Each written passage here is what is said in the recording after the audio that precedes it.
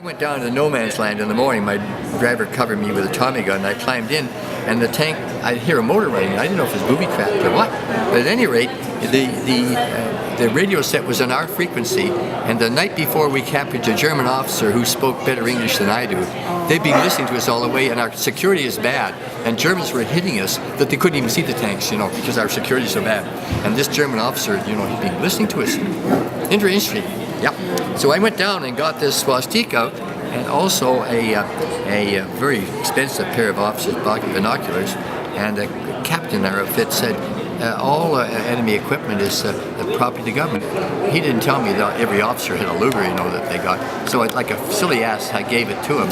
And I should have, said, oh, I'm sorry, sir, I've sent home my mother. In a tank called Bluebell on the 15th of May, I was transferred out of it to a tank called Bishop.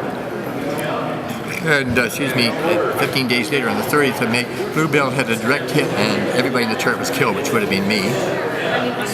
And then in our second winter in Italy, I got jaundice, went to hospital, and the guy that was taking my place was killed when I was in hospital.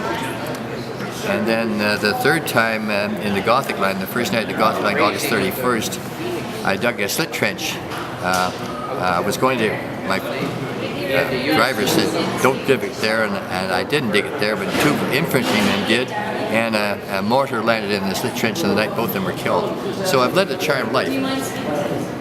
The day after the Malfa, and that's a 500-pound bomb. Feel the weight of that. Once you don't cut yourself, it's pretty sharp. Feel the weight of it.